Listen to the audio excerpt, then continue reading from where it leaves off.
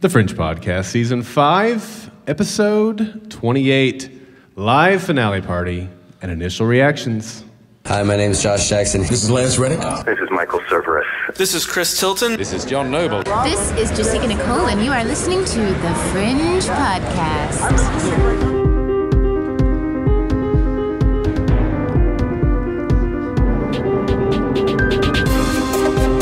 Support for the Fringe Podcast is provided by listeners like you and by this week's sponsor, Global Cash Card.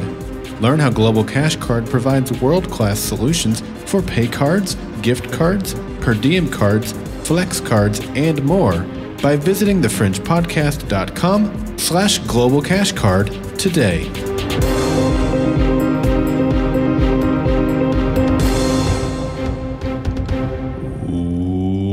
Welcome back to the Fringe Podcast, a podcast dedicated to the Fox television show Fringe. Remember back when we used to actually say that? Yeah. Before it turned into some sort of weekly meme that Weekly gag. Yeah. How did we start that? Do you recall? I don't remember. Yeah. I'm Daryl. I'm Clint. Yeah.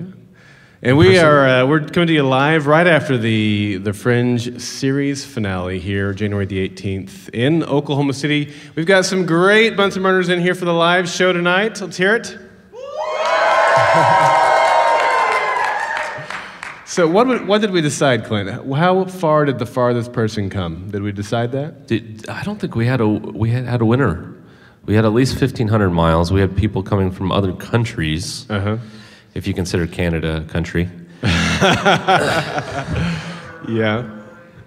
Well, we have this prize to give away to the person that traveled the farthest. All right. So 1,500 miles. Anybody further than 1,500 miles? I don't think so. All right. Anybody? 1,500? Okay, come on up. Let's give him a hand.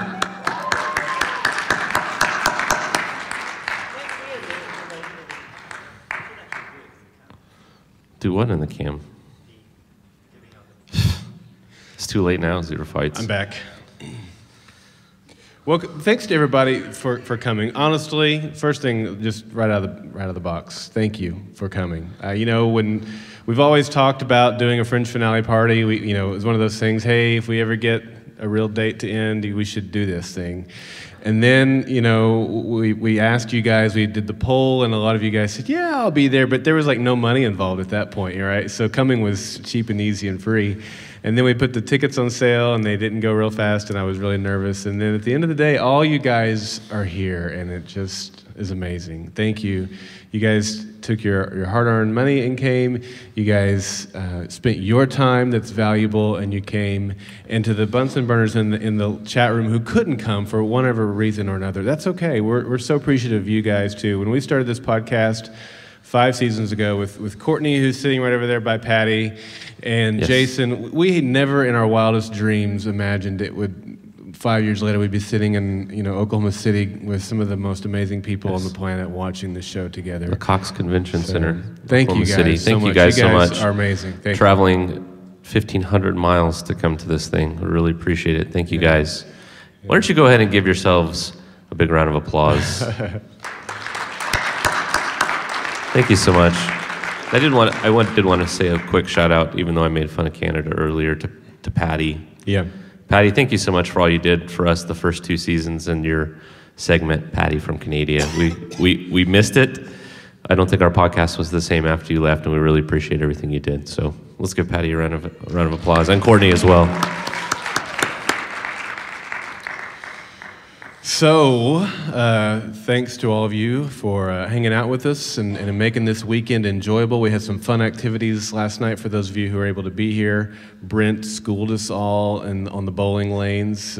We channeled our inner Sam Weiss and cut the Yoda crap, and we had some fun at the bowling alley. Brent, I think you taught us a lesson or two, but everybody had a great job. Boston Red Vines is the worst bowler I've ever seen in my entire life.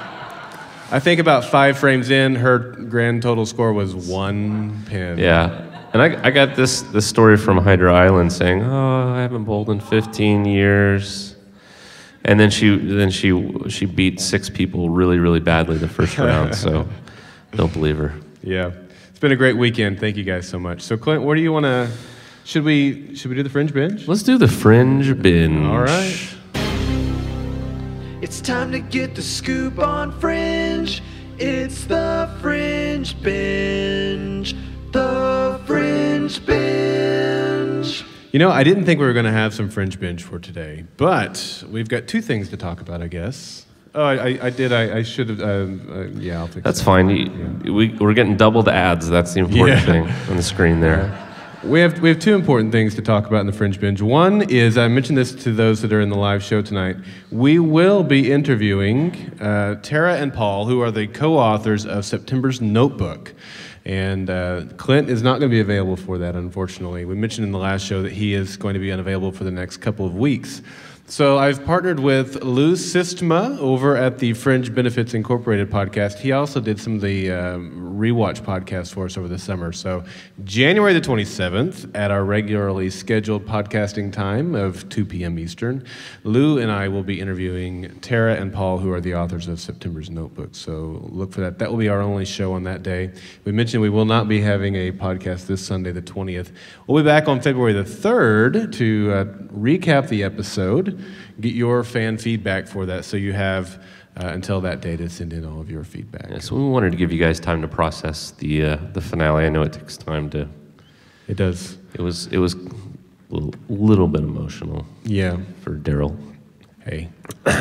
What happened in this room stays in this room. Okay. The other piece of information, those of you who were with us last night know that we got an email from Fox yesterday evening, and I was already up here at the convention center, and they sent us an email and said, "Hey, conference call with Josh Jackson tomorrow if you're interested." And we said, "Well, we've got other people in town. Sorry, we don't busy. have time for that." That's right. But in reality, we had the conference call with him this morning, and there'll be more that we'll bring in our next podcast, because I didn't have a whole lot of time today to process all the audio, but I did take a few minutes and process the one question that we got to ask. I asked the question, but it was Clint's question, and it was a pretty good one. Josh liked it. It was really long. And, it was a long question. But yeah. Daryl, you did a great job asking it. Well, you did a great job typing it into the notes so that I could ask it. Yeah. That's nice. What do you say we play it? All right. Now, my audio is pretty terrible because I was not being recorded and I thought I was. So I had to ramp up the gain on my audio. It sounds terrible, but Josh will sound much better, which is really all that you care about anyway. We're looking into the I saw Josh. Surprise, suckers. Science tomorrow. That's right. Let's try science. Let's try Josh Jackson. Let's try this one. Hi, Josh. Thanks for your time today. I appreciate all the hard work you've done over the last 5 seasons. You've given us just a wonderful show. You know, one of the listeners earlier asked you about the fan interaction with the show. This is one of those shows that has been critically acclaimed, but not always achieved, the viewership that we would have liked to have seen. But it's also, those are the types of shows that kind of take on a life of their own after they go off the air. I'm thinking about Star Trek and Firefly, Arrested Development, and stuff like that. Right. So what do you see, in the future? How will Fringe be viewed in this respect? What will it be its legacy in television history? Do you see a movie down the road, or what do you see its future? Well, so here, this is a topic that you and I could talk about probably for a couple of hours, because I find this really fascinating. But I'll give you a brief version of my answer to that, which is I feel like Fringe and its afterlife, is a test case for the new way that television works, because the two shows that you mentioned, Firefly and then Star Trek, obviously is the big granddaddy of them all. Part of what made that audience so passionate was scarcity. It was hard to, less so for Firefly, particularly for Star Trek, but it still existed. It was hard for the fans, the community of those shows, to find them, talk about them, disseminate them, because, as hard as it is for us to remember, Firefly was not at the very beginning, but long before the sort of ubiquitous nature of the internet and fan forums and things like that. So Fringe, in an odd way, started its afterlife while it was still on the air. The community of the show is currently strong and vibrant, and I have a funny feeling that the afterlife of the show as much as we who have been making it for the last 5 years are finishing our portion of it, I think it will live on in that community. And how that manifests itself, I don't know. Perhaps there would be a movie. I think there will probably be a lot of fan fiction. Maybe there'll be even some sort of, filmed addendum to the show, or televised, or podcast, or however it manifests itself. But I feel like the afterlife of Fringe is a test case for how, modern cult shows are going to live on after they go off the air. So there you go. That was his answer. What do you think about the answer? Well, yeah. So I think we're going to hold him to that 2-hour conversation he promised us, for sure. I did send him a tweet afterwards. I said, the guy you said you would talk to for hours? That was me. Let's hook up. Let's do that. That's right. Over coffee. Yeah. Yep.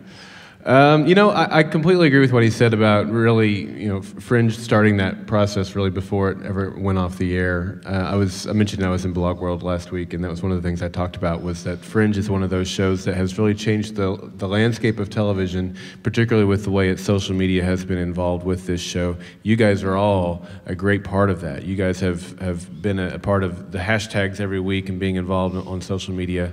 So I think he's right. In many ways, Fringe has already kind of begun that process. We've seen it happen the last couple of seasons, just by that leading to the success of getting more seasons. Yeah, and I think that a strong finale,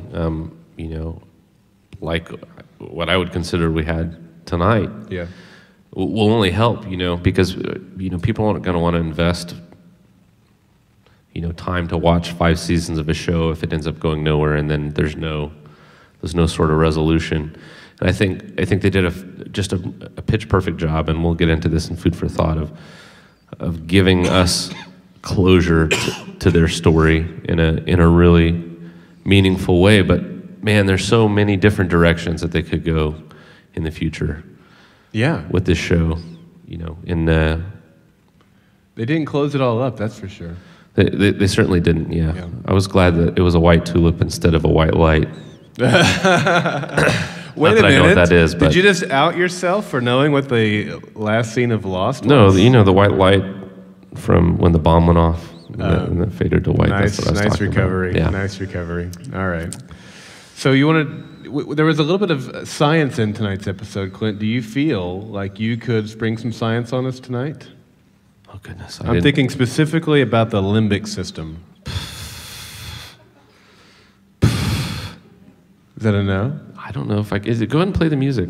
We'll see what I can come up with in 15 seconds. The science of tomorrow. We're looking into the science.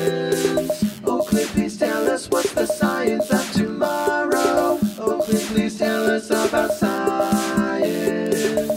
Take us to your wiki leader. Meow. All right. The first thing I wanted to talk about for Science of Tomorrow was September's lab safety. As a lab manager, you were not. Yeah, I wasn't that impressed. He goes in there with this toxic chemical that makes people grow into trees. He's handling with his bare hands, and then he, tries to light it on fire, which he doesn't even know if it's flammable. He's not wearing gloves or a mask or goggles or even a lab coat, so he doesn't even look like a scientist. Zero fights, you agree with all that? Yeah. And then he goes and makes this liquid, and this, I'm assuming, is a very toxic liquid because it's used to create wormholes. And he's pouring the liquid in, and you can see it kind of running down the side, and he just kind of, takes his hand and wipes a little bit of it off. So, and that was lost on me. I didn't care about any of that. Only a science nerd like you. Not great hygiene. Patty, were you thinking the same thing? Yeah. That's probably actually what got him in the end. It wasn't the bullet. That's right. It just took that long to kind of kick in. Limbic system. You're not off the hook on that. I don't know anything about the limbic system. Do we have any Xerophites? Do you know anything about the limbic system, Patty? Limbic system? No idea. Yeah, she said the limbic system is no. Sooner I've Girls got no got freaking idea. Oh. That's right. Related to how Xerophyte says. It's related to how limber you are, and we do have a yoga instructor in the audience. Emotion Gabon, there she is. Emotion and behavior is what they're telling us in the Emotion and behavior. I think it's tied to emotion and behavior and emotions. Uh-huh. Oh, and the behavior? Behavior stuff too. All right, fine. Let's move on. Yeah, and so he had a shot of adrenaline, which I don't think they make shots of adrenaline. They make shots of epinephrine, and they don't have pens. Am I right or wrong? Yeah. So the limbic system actually is a complex set of brain structures that lies on both sides of the thalamus. Right under the cerebrum, I mean, not cerebellum. That's a different part of the brain that I know everything about. It's responsible for memory and learning and emotional life. So, yeah, I just pulled that right out of my head. Thanks, you. Brent. Thanks, Brent. He not Thanks only for bowls bailing me well, out. he makes Clint look better. That's right. Which is really hard. Yeah. So you should get more credit for that than your excellent bowling. Yep. All right, and that's it for Science of Today. All right, food for thought it is. Yep. Root beer float. Butterscotch pudding. Mr. Papaya. Fruit cocktail. Coffee yogurt. Nice, guys. They're doing the foods of the week are there as the music's playing. Very nicely done. I have no idea what the glyphs were tonight. I wasn't able to keep up with that. What was it? Loved. Loved in marriage. Loved and marriage. Mr. Papaya. We're on a delay here. That's right. I don't think we got an actual food, but Walter did say a fake cuss word when he... Oh, that's true. We did. Yeah, they did mention strawberry milkshakes. That's right. And they had some red vines. That's right. We had some red vines. But when Walter got shocked by the window, he made a fake cuss word that was a type of food, and I don't remember what it was. Oh, a curse word. Fudge sticks. That's right. That's right. Yeah. Fudge sticks. Yep. All right, Clint. What'd you think of the episode? Episodes. Yeah, this is going to be hard because I'm not having the benefit of a rewatch. Right. And it's also very... It would be emotional if I had any emotions, but... Right. Yeah. So, I thought the finale was really excellent. I'm a little too close to it right now to be able to. I am too. To be objective. Yeah. But, I wasn't really able to soak it in during the commercials because we were doing the giveaways and stuff. But you know what? I think you and I'll speak only for myself, but I think you're with me. You can speak for me. We went kind of full circle that I think at first we both wanted a reset in the park to be the answer. And then I think we both thought, nah, I don't think I do want the reset in the park. And at the end we got the reset in the park. So what do you think?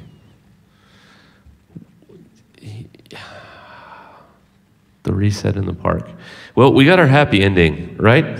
Chip? Am I right? Chip? Yeah. Chip, are you That's happy right. with that? Yeah, Chip. Chip is happy. Ken Wolf 23 Yeah.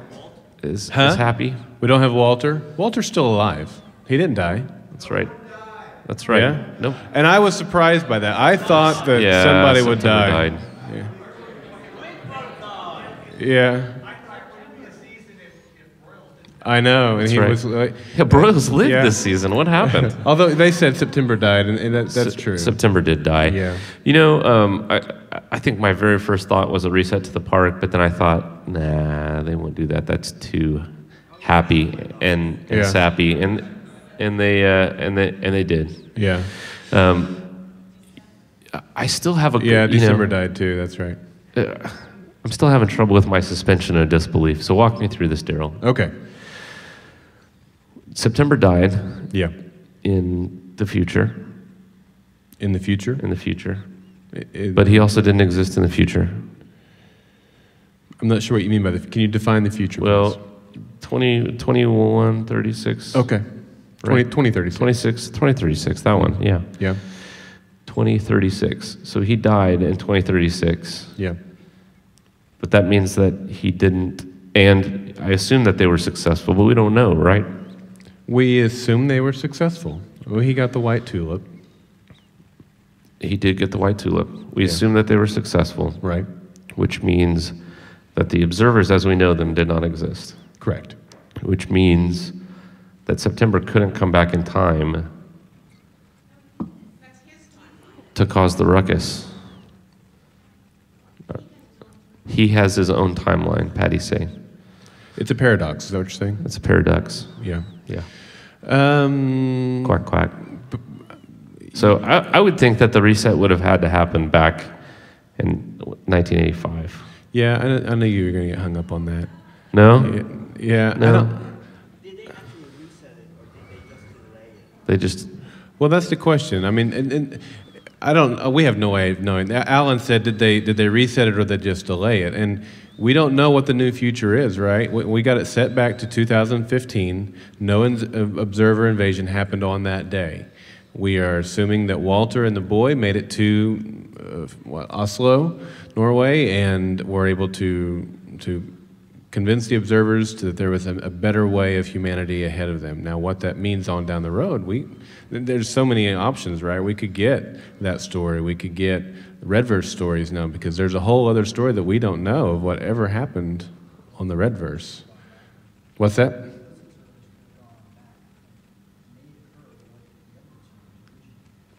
Mm-hmm. I'm not an expert in time travel or time paradoxes, unfortunately, or physics. Or physics. So, but emotionally, I think it was a satisfying ending. Yeah. You know, one of the things I really loved about the episode is we really got complete characters out of this episode, and we got closure. Yeah. For the first time all season. For the first time, maybe ever. Closure, you mean, or complete? Well, we got, characters? you know, Walter's character completed his story arc, right? Yes, that's not to say there's not more that could be told, but we got a nice resolution there. Right. He got his brain back. Yeah. He also got his memories back. Yeah. He's bringing sexy back. Right? He did that last episode when he threw out the trunks. That's right. He was in the tank. Yeah. No, and then he restored his relationship with Peter. Very much so. Was that not beautiful tonight, what they did with that relationship? It was kind of dusty in here when he told Peter, "You're my favorite thing ever." Whew, that was good. That was great writing. So, yeah, but... We got resolution in the Astrid-Walter relationship. We did. That was another dusty moment. Yes. We got resolution in the September-Michael relationship. I was sad that September died, though. I was very sad. That was really... It was hard. It was hard to sit through, wasn't it? Mm-hmm. But we still don't know answers to questions like, how did Peter get over here to begin with? Because if the reset happened, this is what we talked about last week, right? If the reset happened and those observers never existed, then September never distracted Walternate. No? Did I miss something? Everyone's going, I'm wrong. That's right. I see. So they reset it to that point? This is going to be the worst recording ever, because they can't hear any of the comments we're getting. Yeah.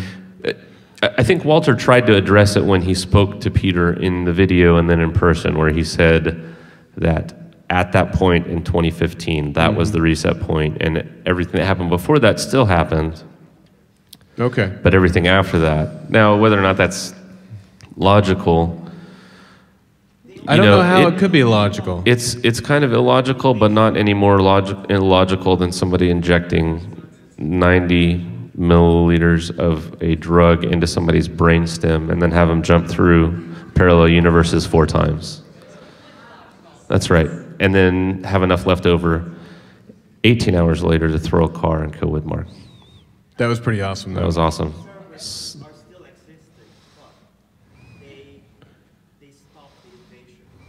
Zero Fight says that the observers still existed, but they stopped the invasion. That's right. But December said that if they went through with September's plan, then they would be eliminated. Yeah. Okay. So John's saying that those observers never existed, but other observers would have taken their place, and they still would have traveled back in time. And so one of them would have distracted Walternate, and that's how Peter... That's right. But we never know that if that Peter is actually the Peter of the Redverse. I'm going to say that grown-up Michael went back and distracted Peter. I mean, distracted Walter to save Peter. That's right. Michael became a... That'd be kind of a cool He twist. took his dad's place since his dad wasn't there to do it. Yeah. as a tribute to his father. That's what I'm saying. There's so Yeah, many. see? There's so many Huh? stories they could still tell, right? Either through graphic novels or regular novels or movies or, Six Resurrection seasons. on the Science Channel. I don't know. Yeah, I like that idea. Yeah. I think they could go through it. All right, Daryl, let's go through our notes. Okay. All right. So I think one of my favorite scenes, they really worked hard to make us hate Woodmark Yeah, they did a great all job season. Yeah. And this season he got his comeuppance. He turned into Skidmark. That's what you guys wanted, right? That's right. Yeah. All right. Yeah. That's right. That was pretty good. But before that, Yeah. he met his match in a you can't call him a boy, but in Michael, right? Yeah. Yeah, that was so awesome. Yes. Watching Michael just destroy him. Take his mental energy, Yeah. and then throw it back in his own head and use it to make Yeah. his nose bleed and his eye, blood vessels in his eyes burst. Yeah, that was a great effect, wasn't it? Yes. Yeah, that was And I wonderful. love how he had to step out and Yeah. wait for the briefing. And then he came back and instantly started bleeding again. Yeah, it was awesome. Yeah. Yeah, I was gonna comment on the effect on the eye, and I thought the other great thing they did with the effects in this episode was when Olivia was kind of going in and out of consciousness, and then in and out of the two universes. The effect that they did on that was different than any type of effect we'd seen that I can recall with her going back and forth. Kind of the iridescent look and the way it went in and out, and even the audio, the way they did that. So. Kudos to the visual effects team for I say kudos to them for what they did in this episode. Yeah, I think so. All right, I've got a bigger question to ask here. Okay, ask away. Ultimately, what was the purpose of Michael getting caught? Because if he didn't get caught, other than I was afraid you were create gonna enough ask drama me that. for 2 hours, but if he didn't get caught,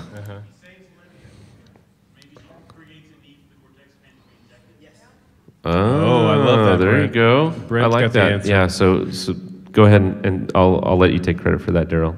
Okay, So I think you guys keep throwing out really answers. the we're only just gonna steal logical them. only logical thing to me, Clint, would be that he knew that she was going to need cortexiphan in her system later, and so he created a way that it was going to require her to get That's a cortexiphan. really good point. Yeah, yeah. Man, Daryl, where do you come up with these things? I just Save it for the end, Zero Fights. I have a dizzying intellect. Yeah, no, I think that's a good point, Daryl. Good job. All right, the next thing is Broyles. I think it was pretty clear to me that he was the dove. We did not get that confirmed. Are you ready to admit it? Did anybody bring bananas? I will make you eat 1/2 of the specified bananas if you will admit that Broyles was the dove here. We live. can't say that. It was definitely Live. implied. You're gonna have- see. Come on, Scott said Daryl. no, so I say no. Look, Yeah. they need to get it. All right, let's. They need to get a live confession How here. many of you think it was concretely proven without a doubt that Broyles was the dove? This is not looking good for me, folks. Yes. And There's how like many 3 of people you that didn't think raise their that hands. there's still some ambiguity there? We got one hand person. in the back. Is that Sooner Gal? You guys It guys is. root for bad teams and come up with bad theories. Yeah. I tell you what, Clint. If you can get Joel Wyman to tweet you back the answer to that between now and February the 3rd, I will eat bananas on that podcast. If I did that, not that I'd ever have a career of any kind, Yeah. but that would be the end of it. He You'd was be the- like, what kind of He's the moron? Raven. He's the Raven, which was a Fox plug for the new following show, right? The Poe Raven Yeah, show. nice. No, he's the Raven. He's not the dove. That's a racist comment. He said it. Racist. Okay. I will say it was certainly heavily implied, All right. but you're gonna have to prove it to me. All right.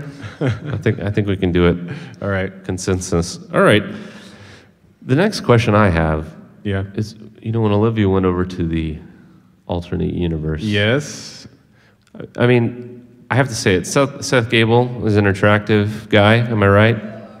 Wait, is it okay for you to say that another man is an attractive guy? I can say that understand why other people find him attractive. The reason I say that, I'm giving the stink eye to my wife right now. In the montage we watched beforehand, when Josh Jackson got out of the cab and pulled his sunglasses off, I had a little line in there that said, "And did I mention he's good looking?" And my wife was like, you need to take that. That's weird. You got to take that out. Yes. He'll also be guest starring on CSI Miami. Yeah. Yeah.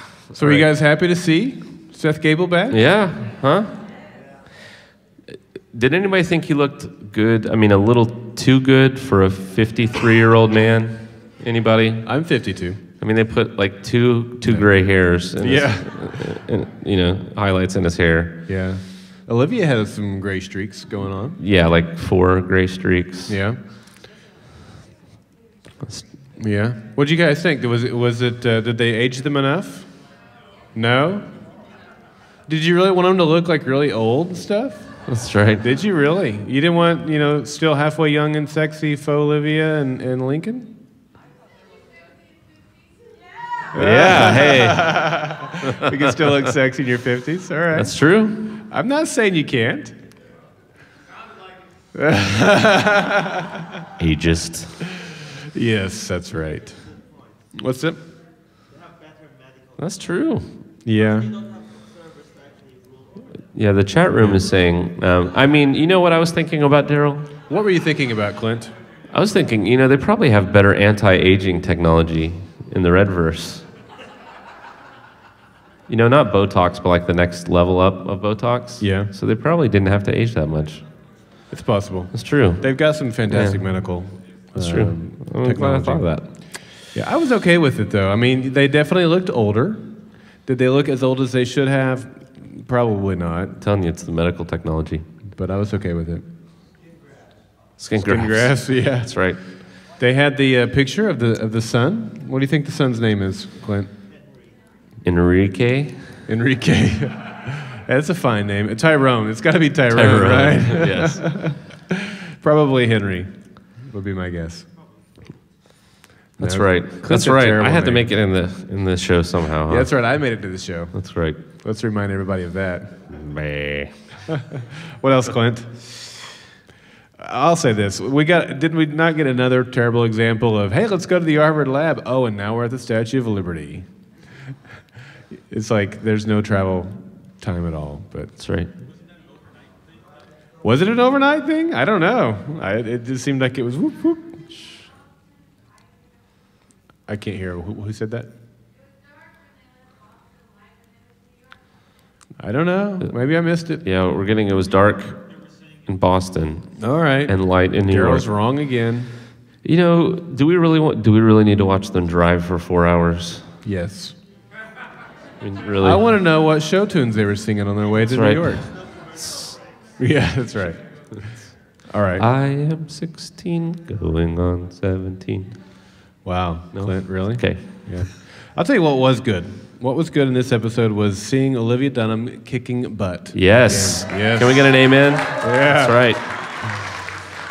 So she was back, full-on Cortex fan, butt-kicking self, taking out the entire power of the entire city, right? Yeah. There at the end when she killed Windmark. Check that out. That was pretty awesome.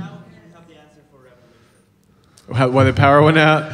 05 said we just got the answer to Revolution, why the power went out. That's right. That's good. That's right. And if you think about Touch, the boy in Touch is like the pre-Michael. That's right. Huh? Yeah. Fox has one idea. We've said the following the night we have Fringe, although I guess they don't do Revolution. I think it's a callback to ability and also a callback to what was the episode where she was held captive in the old abandoned hospital and they were torturing Nina.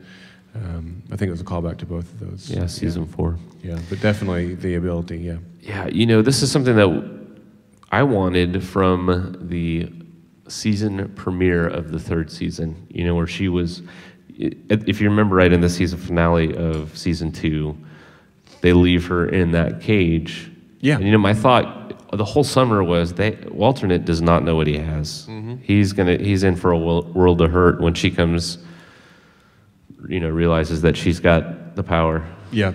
Dun, dun, dun, dun, dun, dun, dun, dun, dun, dun. I got the power. Yeah, that's what I'm talking about. Thank you, Daryl. You're welcome. And it was so frustrating. It's like, it's like that song that you want to just break out into awesomeness, and it's just too reserved, too restrained. And so we finally got it this episode. I'm so thankful. Did I sing? No, not the singing part. Oh, I was like, I've done that before. Oh, it's not Olivia. nearly as often as you. Yeah. Well, no, we've seen her kicking butt and taking names before. Yeah. Like with the Cortex fan. Yeah. And they've seen into season 3. Yeah. Or season 4 rather. This was well earned. Yeah. If I can steal a term from. Let me ask you a Josh Jackson. general audience question here. We've seen Olivia in a more subdued role all season.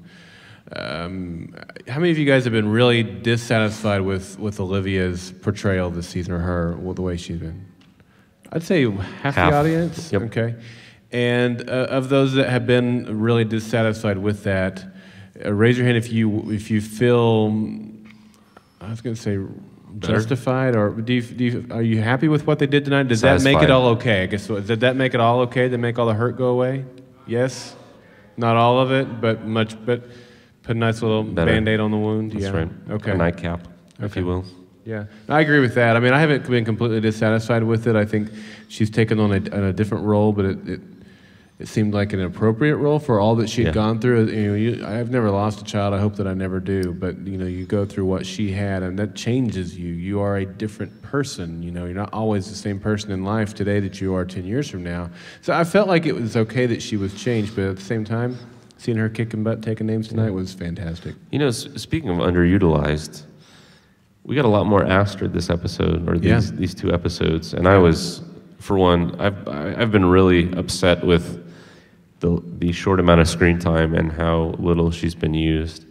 But I thought she brought a real emotional punch to this episode, particularly the scene with her and Jean. Yeah, that was great. And Walter. It was great. And she and John Noble have built up an amazing relationship over the last 5 seasons. So I'm sure that was like the easiest scene that either one of them probably ever had to do, right? Because they're essentially saying goodbye to each other. I would imagine. Yeah, that would be so easy. What? It would. I mean, it's not like you have to put yourself into that person's shoes. You're already in that person's shoes. You're saying from an acting standpoint. Yes, that's exactly what I'm saying. But man, it would be hard if I were either one of them to get through that scene. Oh yeah. Without crying, but I guess they had to cry in the scene anyway. So. And Clint just understood my point. Wait a minute. What if they used the real life emotional drama to drive their acting in the scene? I wish I'd thought of that. Yeah. Brent, why didn't you give me that? Yeah, great scene, definitely. One of the top scenes of the episode, yes. I thought. This is totally out of left field, but with the Red verse, I thought we were done in season 4. I thought we had put a bow on it. I did too. Put a bird on it. Although I did make the prediction that we would see Seth Gable before the end of the season was over. Yeah, but because he was at the finale party. Exactly. That's cheating. It doesn't mean anything. It didn't say that he was in the finale just because he was at the finale party. But I took it to mean that. Yeah. And I was right. Yeah. Yeah. Let's focus on the things I get right. All right. Were you guys glad to see the Red verse again? Yes. Did they bring it back in a way that felt earned and not cheap? Yes, yeah. I completely agree. That's a good. She said not bringing Charlie back. It would have been great to see Charlie again. Yeah, he was in bed with Bug Girl and their 15 children. They're like roaches. What? What? No, that's not right. No, I felt like they earned it. And I was really glad to see them back. I honestly didn't think going into this 2 weeks. Well, I should say from last week because I got spoiled on it from the trailer for this week. But I did too. I was really glad that they brought the Redverse characters back. Yeah. It's funny. We were talking about this at dinner. We hated the Redverse. Yeah. We hated the Redverse at the end of season 2 because they were terrible. And there's a lot of bad things that Folivia did that we forgot about. Yeah. Like killing was it a deaf person? Deaf guy. Yeah, deaf guy. Yeah, the box. Shooting him in the head. Yep. Terrible. Yeah. But I think over the last 3 seasons, we really came to love them. No, there's no question. They were like part of our extended Fringe family. Yeah. Yeah. So we talked about December coming back. Were you expecting to see him again? Or did that come out of completely out of I left had field? no idea. Yeah. Did anybody expect to see December again? No. No. Yeah, that came out of nowhere. I thought that was a real treat. And it gave us some insight into the observers, right? We learned some things about them. That's We learned exactly about right. how they became to develop these emotions because they were surrounded by people that had emotions, and they were kind of, it was rubbing off on them. And I still think that they have within them, because they are human, as much as they've tried to get it out of their system, they still have those innate emotions in them. And it just was in there dormant, but being around people who do emote more clearly helped bring it to the forefront. It's like when I'm in Oklahoma for too long, I'll pick up a drawl. Yeah, that's exactly right. Same thing, yeah. right? Yeah. Or an you guys accent. are going to go home after the right. weekend, and people are going to think you're weirdos. That's right. You'll be like, howdy, y'all. Yeah. Want some barbecue? Let's talk football and gun shows. Yeah. So that was great, and seeing him again, and the things that we learned about, and he was still struggling with that. He said we were sent back on a mission, and they were not forthright in what our objectives were. That's true. And so it kind of gave us some really good answers, a lot of answers about the observers over the last couple of weeks. Yeah, and I don't know how everyone else felt about it. When we first heard in season 2 that we were going to get the episode August, I was thrilled, and Fox did this huge campaign where they had observers in major cities, and they were handing out Tabasco sauce and things like that. And obviously, with them on American Idol and at NASCAR and football games and things like that. And for me, August was a bit of a letdown because I thought they'd built up, this episode where we're going to get the observers. And it turns out that August saved this completely unimportant person. It was a complete waste of one of the 12 observers' life, in my opinion. And it had always been kind of a disappointment to me until this episode, and I thought they did just a really clean job of bringing that back in and explaining why that happened and why that was important, because it showed that the struggle that the observers were going through. Yeah. Yeah. What do you think?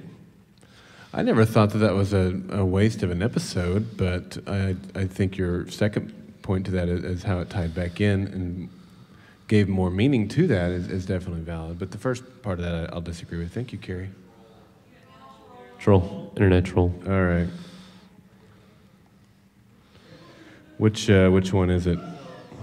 What is it called? Giesel. You're welcome. Troll. Bam. Gone. Yeah. Speaking of trolls, has anybody seen the movie Troll Hunters? Anybody? No? Okay.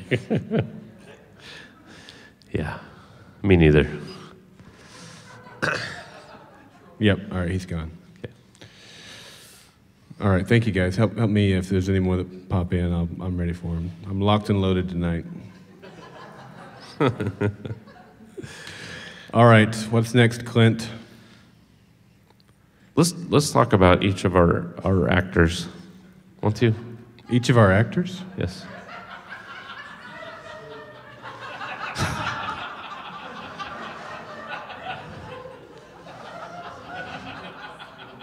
What are we laughing at here?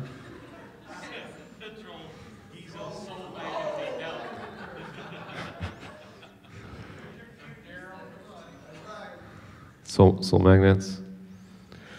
Soul magnets. Soul magnets! Yes, there we go. All right. I can't pay attention to the chat. I get distracted. That's right. So you guys let me know if there's something else I need to take care of. That's right. I'll put the Olivia Dunham on them. So I thought we got Jessica Nicole did a great job emoting in this episode. Yes. Didn't she? She did wonderful. Yeah, she did She's a a great fantastic actress. job. Yeah. We got to see a dynamic range throughout the entire episodes. I have to say episodes because it was 2. Right. Of Josh Jackson. I thought, man, did he not do a good job as far as the range of his acting this episode? Yeah, this whole season they've given him a whole lot more range. Yeah. And I wanted to ask him, if we'd have got a chance to ask him 2 questions today, I would have asked him about his approach to turning into an observer, because there was so much subtlety to that. He kind of layered it in a little bit more each week. I'd still love to ask him about that experience and how he approached that one of these days. But Aren't you glad that his plan didn't work? Aren't you glad that yeah. Olivia talked him out of it? Oh, yeah. Me too. Yeah. That was it. Okay. Because if he had killed Woodmark, everything would have still gone forward. Yeah. It would have ruined their Because plan. Windmark wasn't, and we knew that. He wasn't the Skidmark. big bad. Yeah. Yeah. That's true. Yeah. We talked about how great John Noble was in this episode. Oh, my goodness. Wasn't he? Yeah. He needs an Emmy. Yeah. Get that man an Emmy. Yeah. Right? Yeah. And a Grammy. And a Fuzzy. A fuzzy? What I don't is know. that? We need to make up awards for this guy to win. Right? Yeah. All right. What about Anna Torv? I thought Anna Torv did a great job. Yeah. She was the only person that got to play two people this episode. Yeah, that's true. Yeah. And, again, very subtle differences between Olivia and Folivia. Snapped right back into it. Yeah. Although Olivia she didn't seem as quite as, cocky as she was. 21 years older. That's right. That's what I'm saying. You're not the same person as time goes on. I thought it was appropriate. Yeah. Yeah. Although she We're made not the gonna say comment that. to Lincoln about him looking to the younger Olivia. That was really good.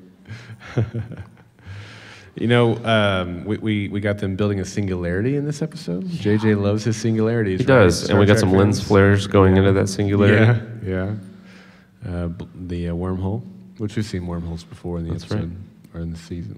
Let's see. We saw that season 3. In season 3. Season 3. We saw it this episode. Yep. The shipping lane. Yep. That's true. So fine stuff all the way around. All the acting was great. We didn't get a whole lot of Seth Gable, but what he did was great, I thought. Yeah. No Belle. Did anybody think we were going to see Belle? Sooner Girl did.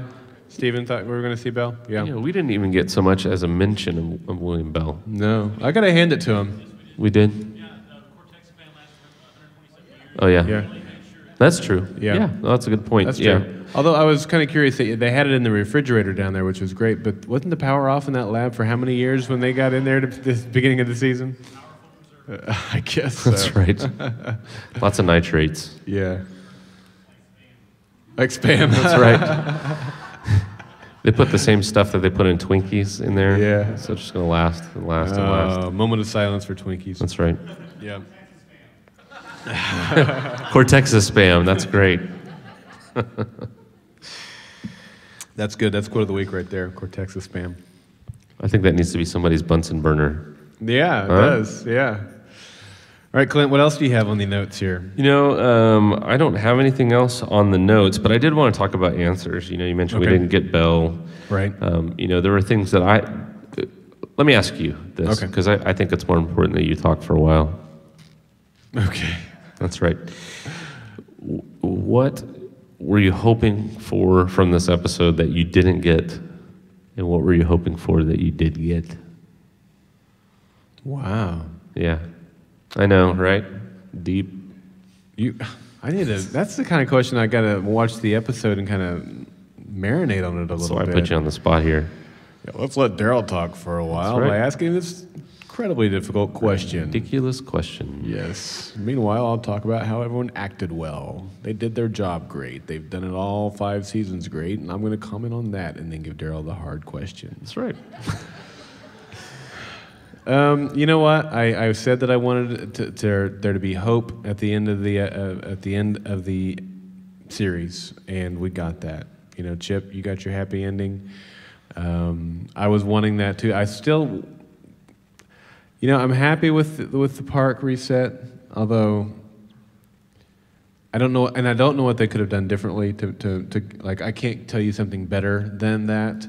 It's just that it seemed like that's what they were pointing us towards a good chunk of the season, so I was kind of hoping for something completely out of left field that we didn't see coming. But the white tulip was that. I didn't see the white tulip coming, and I loved that, to have Peter open up the...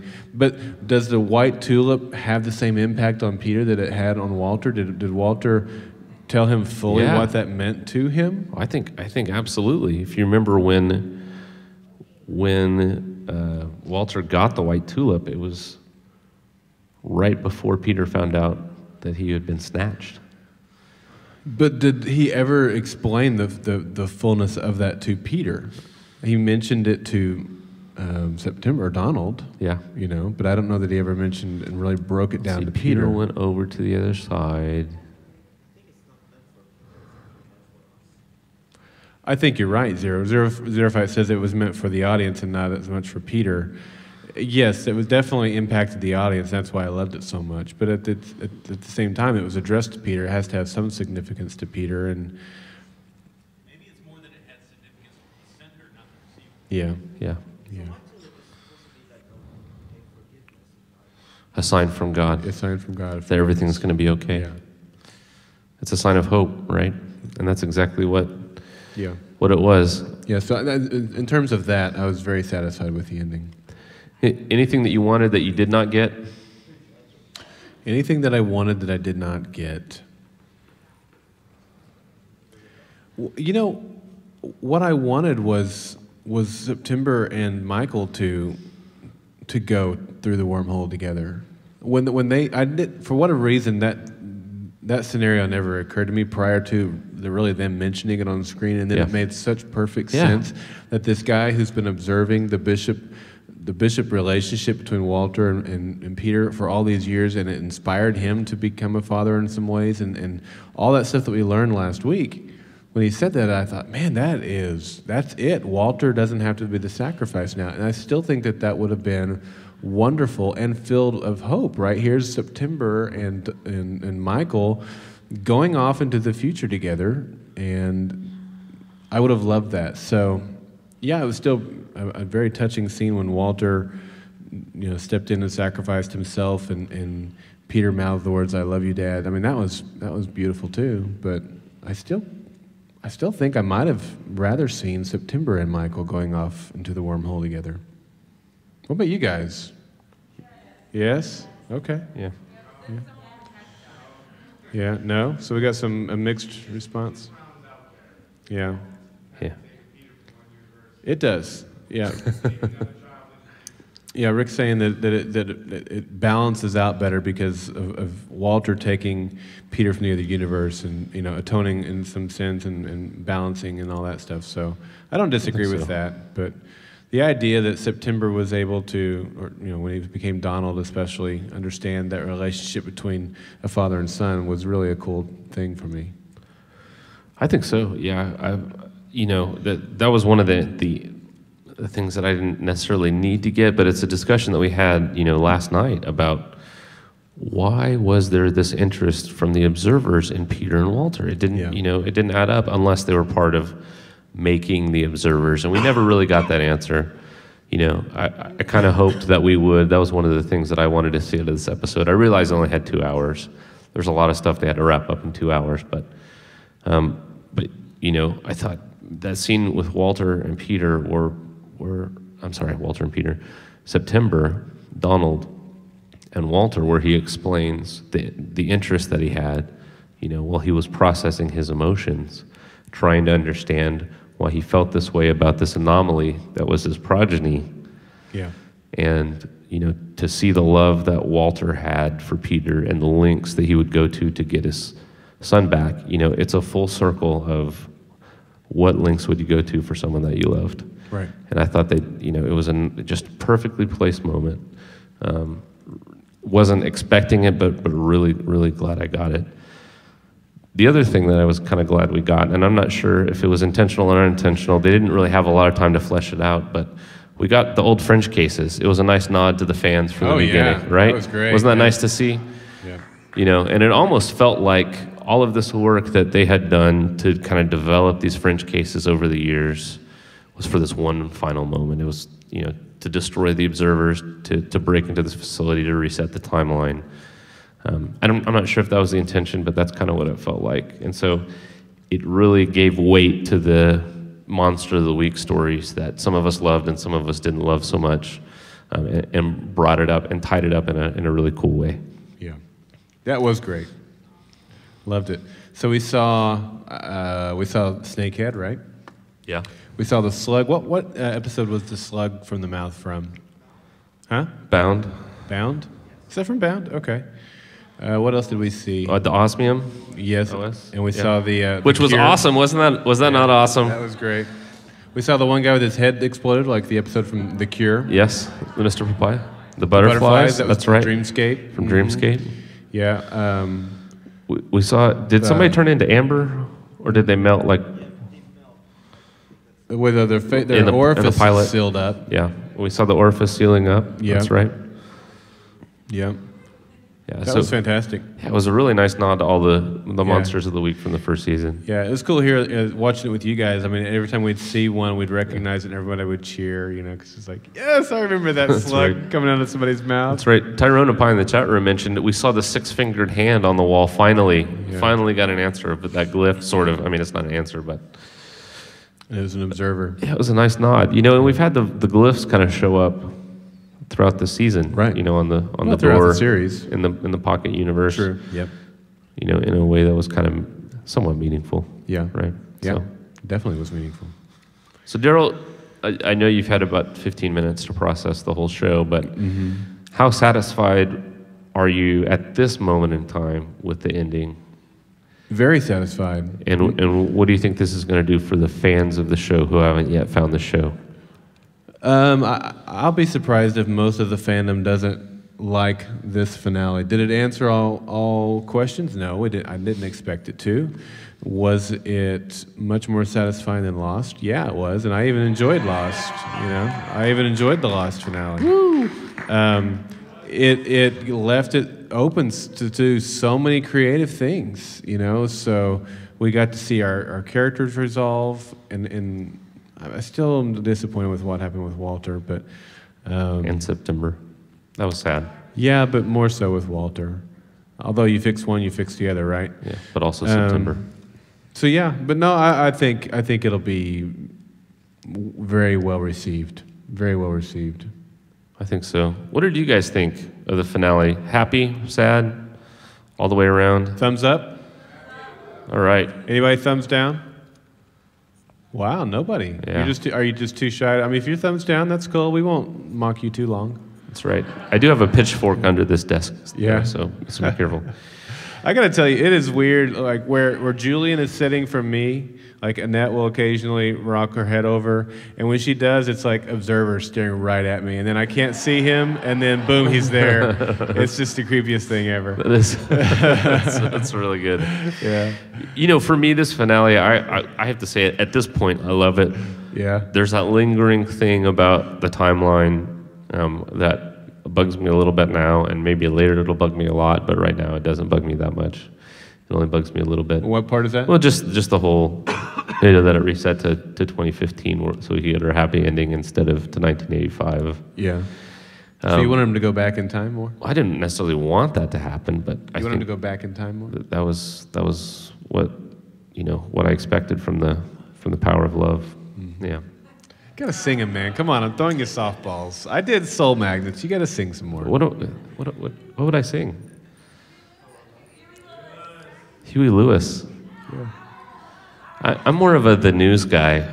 I don't know how that song goes. So should we get some audience reaction to the? I think so. The finale. You guys want to start lining up behind the microphone there? That's right. We're going to do let's do our feedback segment, Daryl. Our live feedback. Yeah. Well, we got to get somebody up to the microphone. Do you first. have I got it. I'm ready. Feedback. All right. And now we're going to move into. What do you say we get into a little bit of feedback? Feedback.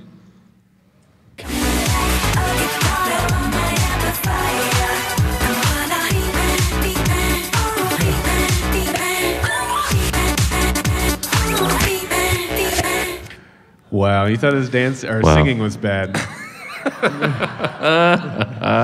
Who will be first? Fool Me Once is right by the microphone. That's right. Come on, Emily. She has something intelligent to say. Come on, we'll edit it all out, all the pauses later. All the burps, we'll edit those out later. I cannot believe you, Daryl. I was thinking about that last night. I thought, man, she's a nice person. All right, we got No One's Minion here. Yes. I'll bite the bullet for her. All right. If you want to get the camera closer to Zero Fights, go right ahead. Yep. Yep. All right, hello, I'm No One's Minion. And last night we did a pre-finale feedback. And I'd had two things I really wanted from this. I wanted an open ending for a movie. Yes. And I wanted to see Olivia go around and kicking ass. Yes. And I've got to say, I'm pretty happy with that. Yeah. Hey, all right. Very good. Thank you, Brooke. Who is next? All right, Ryan's coming over. Daryl, you used her real name. Sorry. I'm trying to. I think I've gotten everyone's name right that I've actually dared call from the microphone. Your name is Steven, right? No, I'm just kidding. Yes. No, my name is Ryan, Ryan. RPM from Nevada. Yes. I had two comments. One was, I think they reset it to the park just to show that the invasion didn't happen. Okay. Okay. No, that's a good comment. I had a question about December. Was he murdered or did he commit suicide? I don't know if we covered that. I don't know that we know. I mean, because he hung himself, I think it was implied that he killed himself. But the other guys were already in his house, so I mean, he could have been murdered. But I don't know why they would have taken the time to hang him. Well, this is what I thought initially. I am subject to being wrong. I know that's a shock to everyone.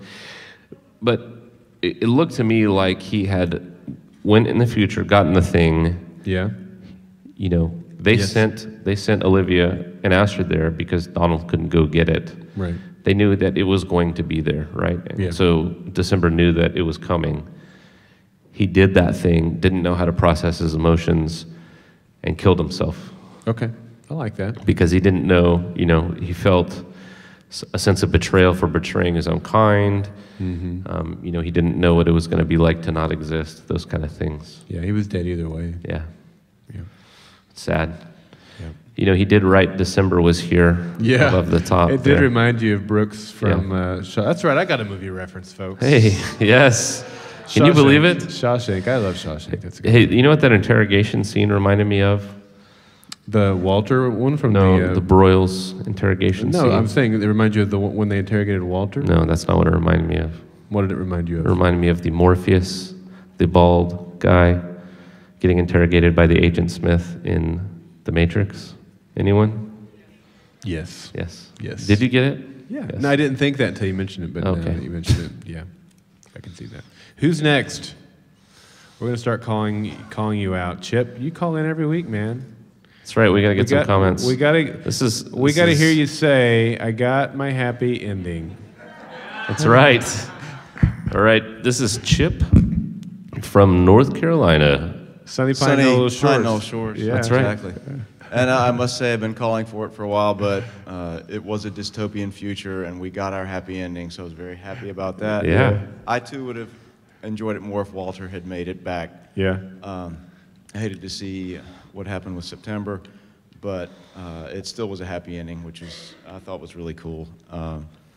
So I gave it 11 out of 11. Hey. Spinal Tap for Daryl. There you go. So, nice. Anyway, I do question Clint. I know the end of season 5 of Lost, the bright light. Walter and Michael went off into a bright light. I don't know if that disturbed you at all. If you could comment on that, I'd appreciate it. Yeah. Thanks, it was a completely different circumstance because, was it that different? I mean, if you start chasing that rabbit, they walked off into a white light, then they flashed back and they were already dead, right? Yeah. No, let's not do that. It was different.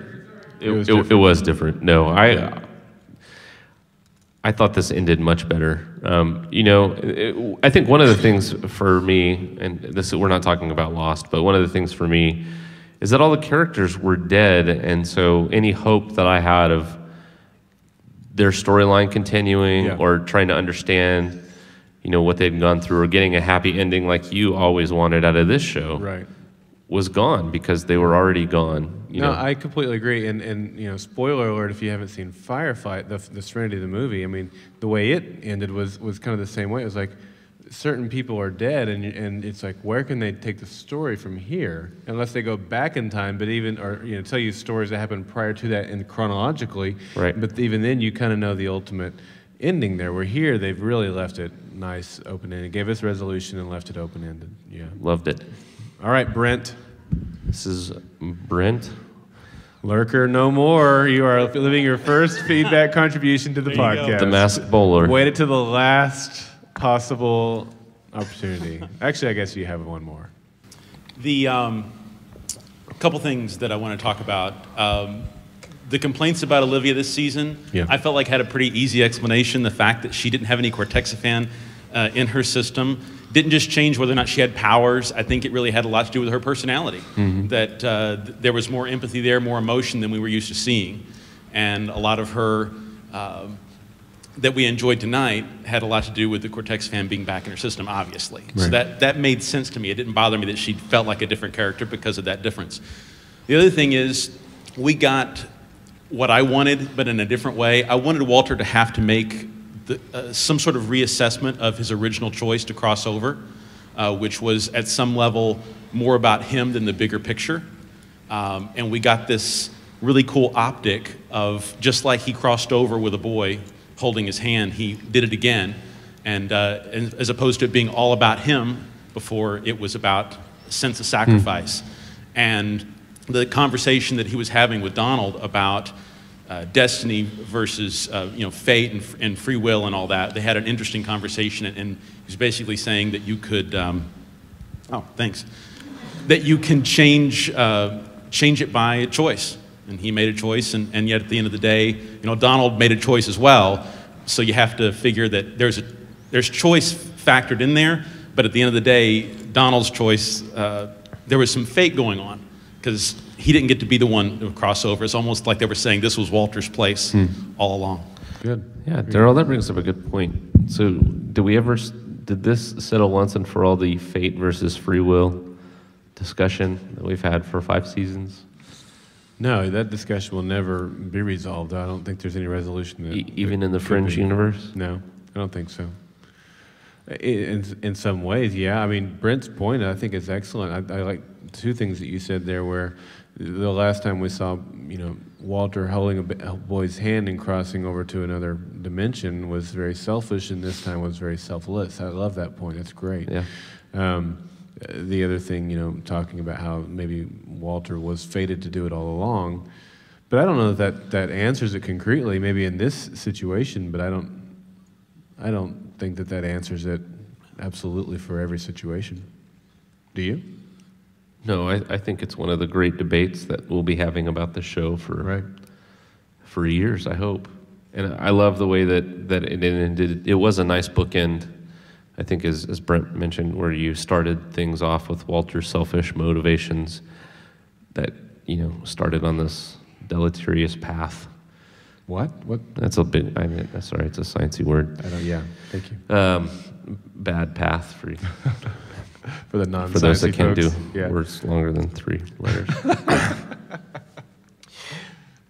But in 1985 he crossed over, caused all this havoc that we've been watching unfold in the last 5 seasons. Right.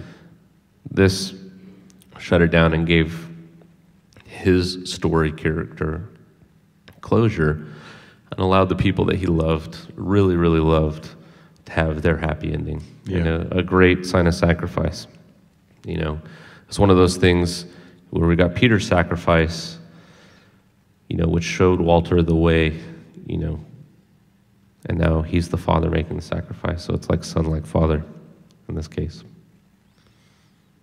Okay. That's it. All right, who's next?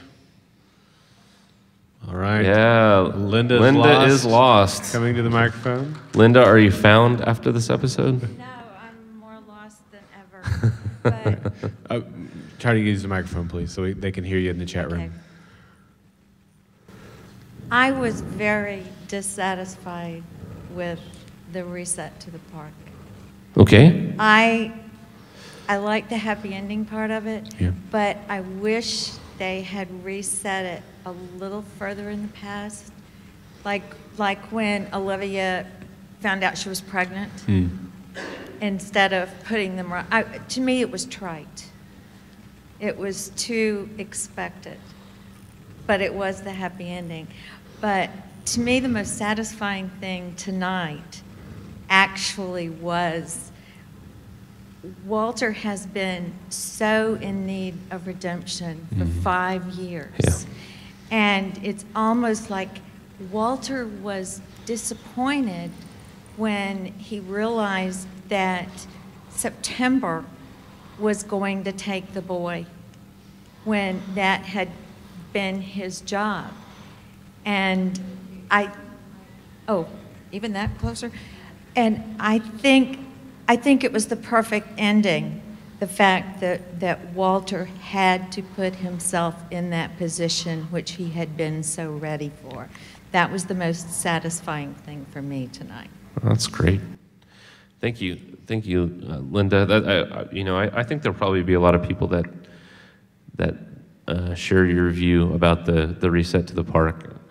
But with regards to Walter, I always think about the show chronologically, and so when I picture the show in its entirety now, I think about the hubris Walter had in the 80s. But really, when we were introduced to this character, he was in a mental institution, completely ragged, completely bearded, and you can't trust anyone with a beard.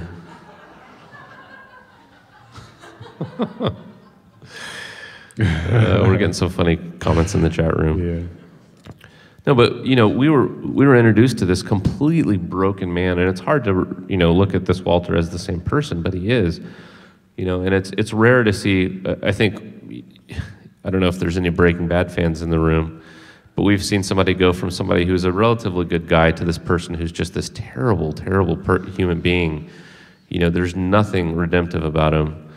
And we've almost seen the exact opposite happen with this show, and I think it's a lot more hopeful, where we've seen this terrible, terrible human being who's completely broken to the point of insanity, to the brink of insanity, and he's come completely back. He's fully redeemed himself. So I think that's great.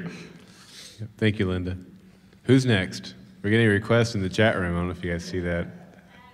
Patty, saw a request for Zeppelin driver. Go ahead, Boston Red Vines. Hi, I'm Boston Red Vines, Carol Lee. I just wanted to thank you guys, Daryl, Clint. Y'all put on an awesome weekend for us Fringe lovers, and I really appreciate that. Thanks. I didn't do so well in bowling, but I did win a t-shirt. Yes. So, was I satisfied with the ending? I was okay with it. Okay. I didn't invalidate it like I did Lost. There was no 6th season of Lost, and I will stand by that until they make the 6th season. But again, thank you guys. Thanks to your wives. Thanks for everybody. Thanks for being here. It was just nice to meet everybody. Thank you. Thank you.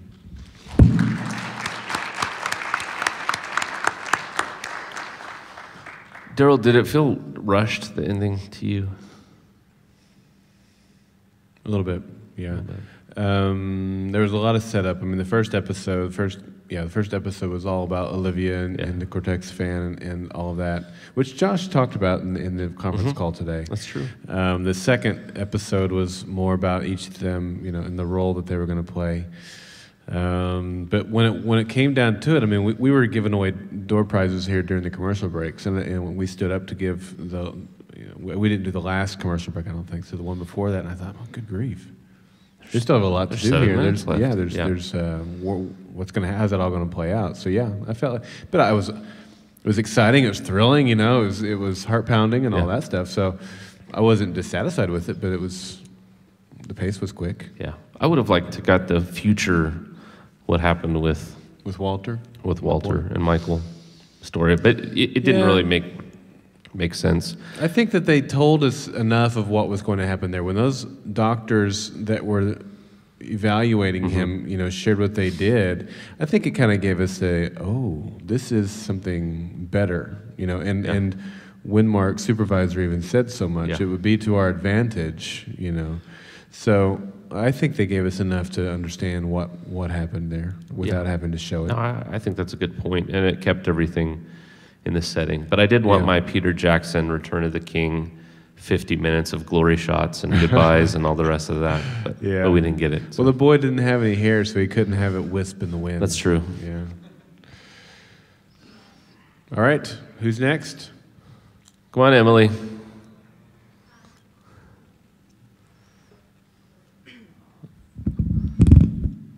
Okay, I don't think any of you guys really realize how terrified I am of public speaking. We don't believe you. We get calls from you every week, don't forget. It's because I have time to develop and record it. Make sure you use the mic, And please, write so it they can out. hear you in the chat. Write it out. There we go. Thank you. Much better. Hi, my name is Emily. I'm gonna face you guys because I don't want to face them. Phone me once. Now we can make faces and she won't see us. Is this better? Yeah, don't cover it with Not your how you hand. hold Yeah. I have to make fun of myself, otherwise I'm gonna get really nervous and not say anything. Okay, You can do it. here we go. So what I was trying to articulate last night and wasn't doing very well because I was running on 20 straight hours of no sleep. There you There go. you go. There you go. Love it. Make Yeah. out with the microphone, please. Air lick it. This is for you, audience. This one's for you. Okay, what I was trying to articulate last night. Oh, sorry. Totally inappropriate. She was just going and you had to interrupt her. I know. This is good though. This is Yeah, good. see? You're loosening me up. Yeah, that's what I'm trying to do. We know how to work it. I might fall over, so somebody could just catch me. Okay. Catch me. Okay. Rewind one more time here. Right. What I was trying to articulate last night was that I thought the problem was between, or the problems of the future and the problems of the past were all tied up in 2167. And I don't know. I actually blogged about this last week, so if I'm not doing a very good job here, just go read my blog. Because then I had time to, write it up. But, okay. Can I use my notes? Sure. Everybody okay with Yeah. that? You got to make out with the microphone. Don't be shy. I feel bad for the next person who's going to use this. Was that my Oklahoma accent? See? I That was told you. good. That was good. We Rub it understood every off. word of it. Now I need to go out on the boat. Okay, so I'm shaking. Sorry. Okay, what I was trying to articulate in our expectations podcast, which I didn't do a very good job of, partly because I'd go on 20 hours of no sleep. I already said that. Oh, It's okay. It'll all come out in post. Don't worry about it. that's great. These guys are like, oh, she's a loser, isn't she? Okay. I'm doing a very bad job here.